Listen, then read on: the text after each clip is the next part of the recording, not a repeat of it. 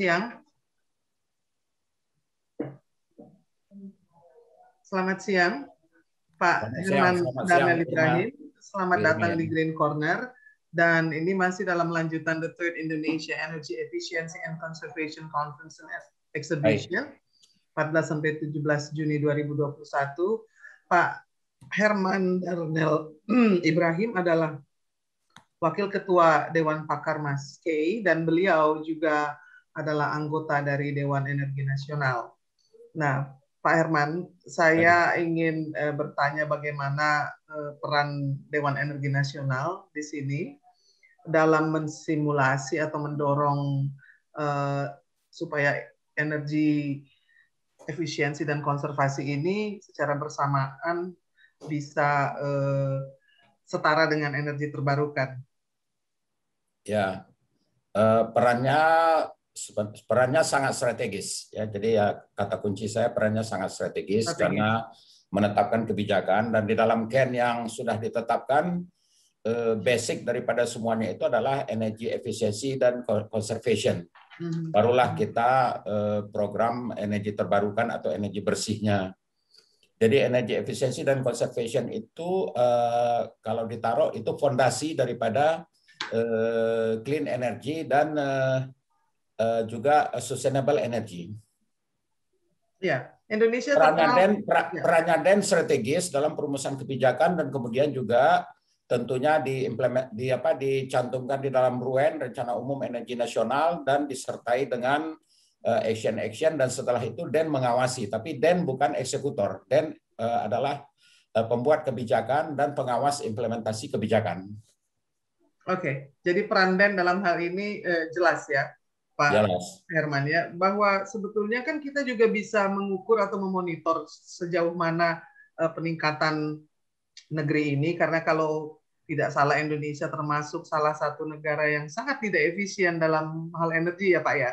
Ya. Dan itu yang perlu didorong. Nah, apa yang sudah dilakukan untuk dari sisi efisiensi energi, karena ini kan berkaitan dengan teknologi ya Pak ya?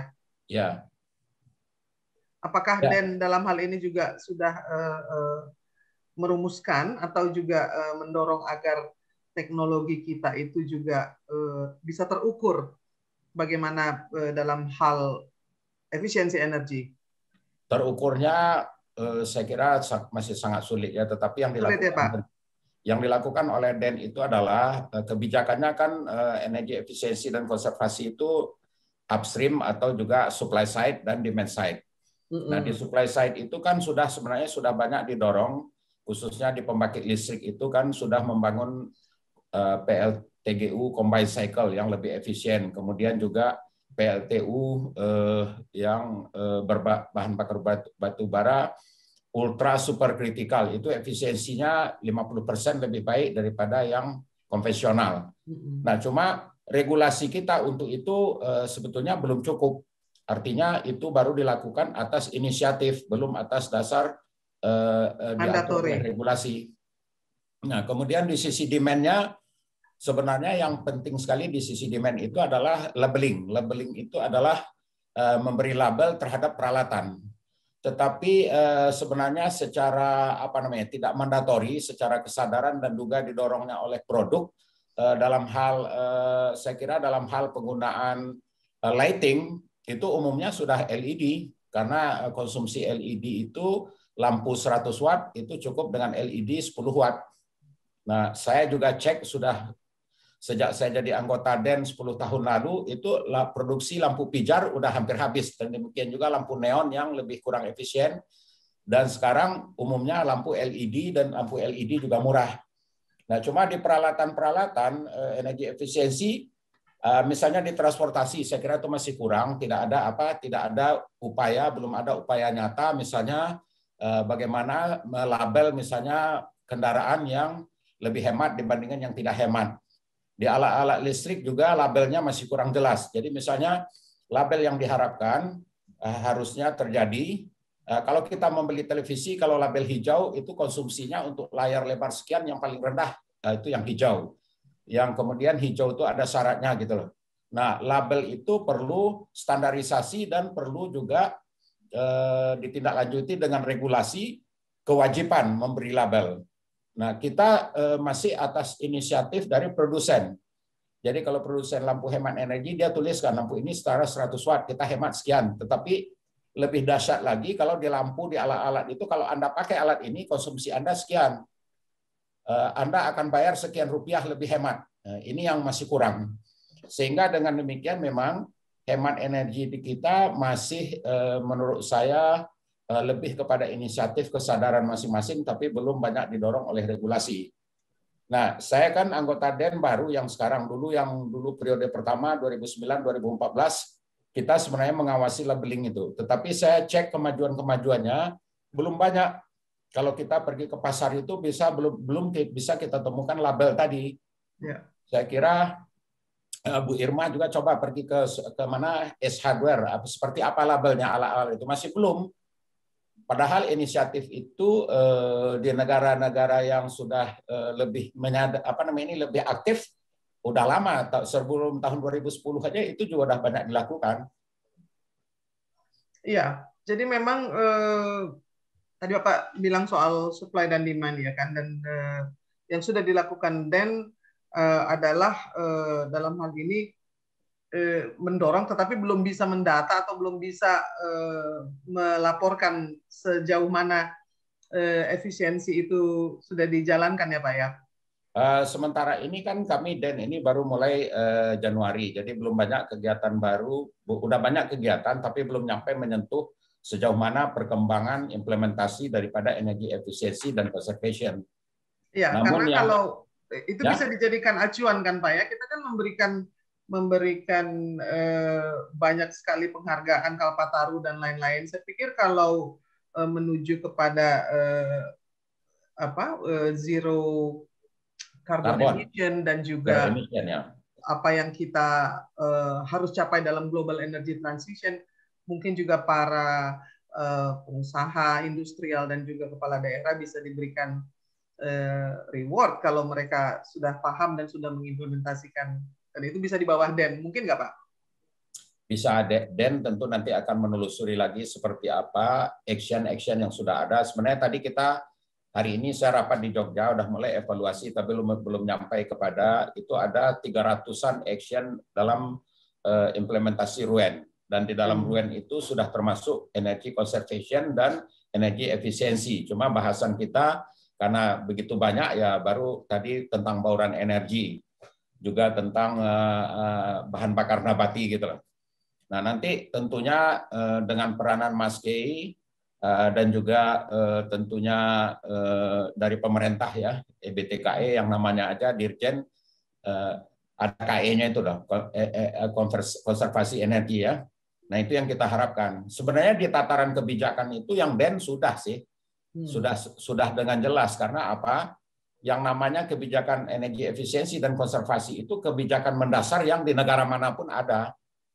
Jadi kita melakukan energi efisiensi dan konservasi itu tujuannya adalah menghemat resources, menghemat penggunaan sumber daya energi.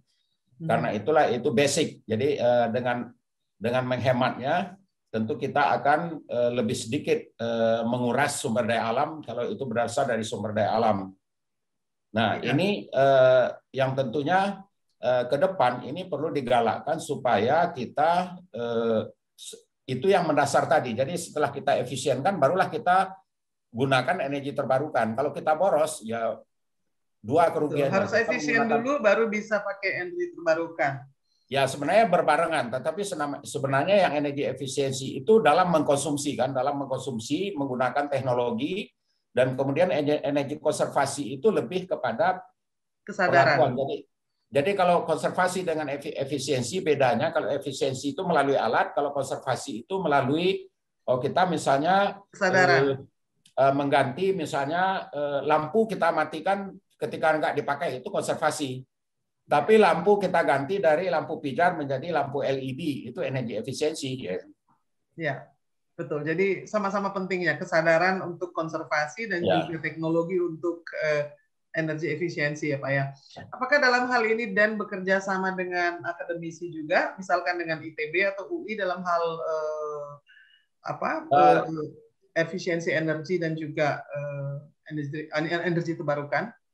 Sementara ini yang saya tahu, saya belum dengar ya, tetapi nanti akan saya cek juga karena ini luas sekali areanya DEN itu. Namun kalau observasi saya kira juga Pak John Respati sangat tahu itu memang perhatian kita kepada energi efisiensi dan konservasi ini belum, tetapi itu bisa juga dimaklumi karena begini, ya kita itu baru berbicara ada dulu gitu loh, ada dulu. Jadi kalau apa namanya ini orang energinya aja masih kurang gitu loh, apa yang mau dihemat misalnya bagi orang yang belum dapat terjangkau oleh energi. Nah, ya sama seperti orang yang berpenghasilan pas-pasan disuruh menghemat susah ya Pak ya? Betul, dia baru penghasilan pas-pasan udah disuruh berhemat. Yang perlu dia konsumsi masih banyak gitu kan. Betul. Nah, tapi ada satu hal yang sebenarnya agak dilematis. Di banyak negara barat, kemarin saya yang saya plenari 6 di acara ini, itu yang dari Sweden, Paul Westin menyampaikan di sana bahan bakar minyak itu dipajak melebihi harga dasarnya. Jadi pajaknya aja 13.000 per liter. Dan itu ditujukan untuk konservasi. Jadi dengan harga itu dia pajak dan dia bisa mengukur itu menurunkan konsumsi 20%. Nah, kita kebijakan yang sampai kepada harga itu belum, malah masih kita subsidi gitu loh. Nah, artinya dengan kita subsidi itu indikatornya bahwa kita masih membantu orang untuk menggunakan energi. Tapi kalau kita pajak, kita berarti mendiscourage orang untuk menggunakan energi karena kalau dia makin banyak dia mahal bayarnya, dia harus bayar pajak untuk menggunakan lebih banyak gitu loh. Iya. Jadi agak dilematis ya Pak ya dalam satu hal mendorong dan mensubsidi. Tapi kan kita menurut Bapak bagaimana ini yang terakhir? Kans kita untuk mencapai 2035 dan 2050 menjadi zero carbon dan juga menghadapi global energy transition ini bagaimana Pak? Secara spirit itu oke, tetapi kalau saya lihat secara realita kita, yang akan sulit kita melakukan adalah yang energi kita masih pasti akan tumbuh karena GDP kita per kapita masih di bawah sekitar 5.000, sedangkan GDP rata-rata dunia itu 8.000 dan meningkatkan GDP itu artinya membangun industri mengkonsumsi energi yang banyak dan GDP dengan energi itu ada korelasinya. Jadi pada GDP 8.000 umumnya itu orang pakai listrik per kapita 2.500 kWh di negara itu. Kita saat ini baru 1.000, jadi artinya kita ke depan akan meningkatkan konsumsi. Dengan kita meningkatkan konsumsi, kita tentu juga akan meningkatkan produksi dan masih lebih banyak mengandalkan energi fosil.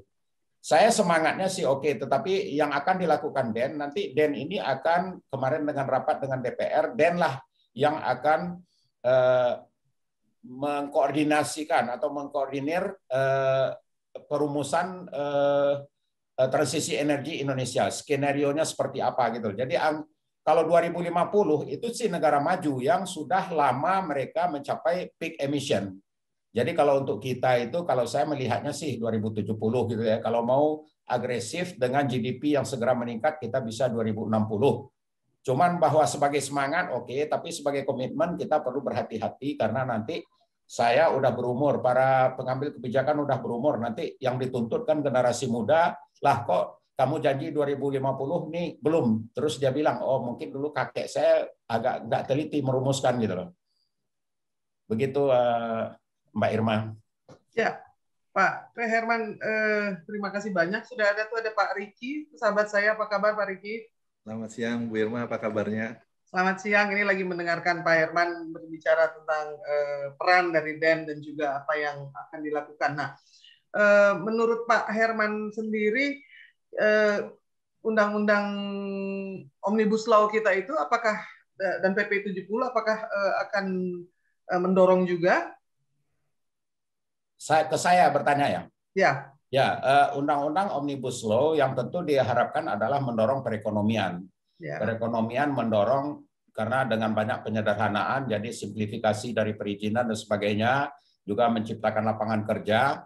Sebenarnya harapan daripada undang-undang Omnibus Law itu di hilirnya itu adalah kesejahteraan, kemakmuran berdasarkan investasi yang lebih banyak, lapangan kerja lebih terbuka, industri lebih maju, dan ini semuanya perlu didukung oleh energi. Nah, sebenarnya sektor energi di dalam hal Omnibus Law ini adalah bukan pelengkap, tetapi perlu menyediakan, perlu apa? Perlu mengakomodasi hasil-hasil dari Omnibus Law ini. Nah, kita energi menunggu saja, tetapi pada dasarnya tentu semangat kita sama, artinya baik tentang energy transition, net zero emission, kemudian juga undang-undang Omnibus Law untuk mewujudkan kemakmuran.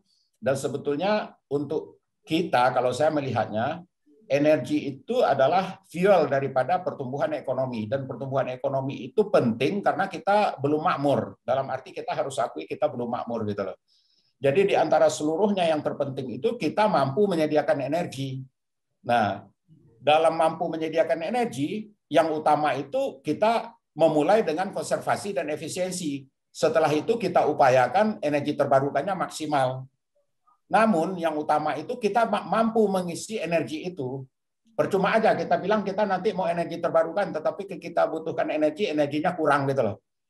Lebih baik energinya cukup, tetapi belum terlalu bersih ya, dan mampu mendukung perekonomian, daripada sebenarnya kita mau bersih tapi nanti terkendala. Jadi yang saya ingin pesankan terakhir ini adalah berhati-hati kita mengikuti atau membuat statement dengan ambisi yang begitu tinggi untuk mencapai bersihnya, karena kita masih harus mengejar juga pertumbuhan yang besar. Nah, dengan begitu beban kita itu berat karena kita ngejar pertumbuhan dan kita perlu investasi di luar sektor energi. Tapi kalau kita fokus kepada energy transition, nanti investasi tersedot ke sektor energi, dan di hilirnya kurang tumbuh, ya ujung-ujungnya macet juga pertumbuhan ekonomi. Ini memang apa namanya ini, saya peserta yang kelompok saya kemarin plenari 6 juga ada punya pesan. Jadi yang penting di dalam energi itu adalah kita melakukan sustainable development holistically, secara holistik. Holistik tadi pengertiannya berarti tidak hanya kita lihat ada konservasinya, ada energi efisiensinya, ada energi terbarukan, tetapi rakyat juga tambah makmur karena prinsip dari sustainability itu kehidupan yang lebih baik. Ya, jadi masalahnya masih tetap dalam memenuhi supply yang sementara ini masih defisit ya Pak ya. Karena ya, fokus utama kita saat ini kita positif ya, surplus. Namun kalau ekonomi kita normal, surplus yang sekarang itu 2-3 tahun habis. Jadi sebetulnya surplus ini hanya sementara ya. Kita juga kalau Pak Presiden dengan Den pesannya adalah kita membangun bagaimana kita menumbuhkan kembali perekonomian yang dengan konsep green economy ya. Ya. Sekarang kalau dari mana, dari Kementerian, dari BRIN itu ada green economy, ada blue economy, satu lagi apa ya, saya lupa itu. Nah, orang-orang energi, Mas Kay dan berbagai asosiasi keenergian, mereka fokus ke green economy, tetapi ya artinya tidak energinya aja. Jadi mendukung green economy gitu loh. Bukan green energy saja, green energy dan green economy. Ya, karena menuju kepada nanti the green nation ya Pak ya. Ya, the green nation. Tapi begini, kita sudah 27 tahun di dunia ya berdirinya UNFCCC yang berfungsi di bawah PBB yang berfungsi untuk memerangi climate change. Apa yang terjadi setelah 27 tahun, memang upaya-upaya konservasi sudah cukup banyak berjalan di negara maju. Jadi misalnya negara Eropa itu semua peluang konservasi itu udah dilakukan, terutama misalnya dengan ESCO ya, kemarin juga di acara Mas K ini ada ESCO gitu loh, dengan combined cycle, macam-macam ya, semua efisiensi, semua peluang efisiensi diambil gitu loh. Nah, cuma di negara yang kita kalau melakukan hal itu kita membutuhkan investasi lagi. Jadi sebenarnya dukungan menjadi greener itu sangat memerlukan investasi, apalagi untuk menjadi net zero emission. Sedangkan kita butuh juga investasi untuk pertumbuhan ekonomi, di mana bangun pabrik-pabrik di hilirnya gitu loh. Nah, inilah kira-kira yang akan menjadi hambatan atau menjadi problem lebih berat di kita, karena kita dua hal. Kalau mereka hanya to be greener, kalau kita to grow and to go greener gitu. To grow and to go greener. Ya, karena bisa jadi kontradiktif ya Pak ya? Kontradiktif atau semacam bumerang lah. Jadi kita coba to go greener, nanti tahu-tahu mandat gitu loh, kontraproduktif. Tapi saya lihat semangat daripada kita ya, pemimpin-pemimpin udah mulai terlihat di mana gubernur ingin bangun energi bersih, misalnya PLTS skala besar gitu loh. Dan kemudian juga banyak yang meneriakkan tentang net zero emission ini. Ini lagi rame sekali kayaknya. Tapi yang saya takut kalau pas rame ini, yang saya khawatir adalah kita overstated ya, overstated lah. Jadi kita membuat statement berlebihan gitu loh. Jadi saya kira Bu Irma sebagai presenter yang berpengaruh juga ya mungkin bisa share itu, sehingga yang ingin saya pesankan itu adalah membuat statement berhati-hati dan jangan overstated. Pas-pas saja lah gitu loh. Ya, karena banyak aspek yang tadi yang holistik itu. Jadi memang mudah-mudahan ini jadi awal yang baik ya Pak Herman ya. Dan, saya pikir juga banyak hal yang bisa dilakukan karena untuk mempengaruhi para pejabat pemimpin kepala daerah untuk membuat efisiensi dan juga konservasi ini menjadi mandatori. Saya pikir juga bisa dimulai dengan Dan sebagai katalis atau sebagai lokomotifnya. Siap, siap ya. Sukses Pak Herman Darnel. Sama-sama, terima kasih ya. banyak dan sampai jumpa lagi. Sama-sama Mbak Irma ya. Ya. Salam saya dari Jogja nih, sama-sama. Salam dari Jogja ya. Terima kasih. Ya. Salam. Sampai jumpa.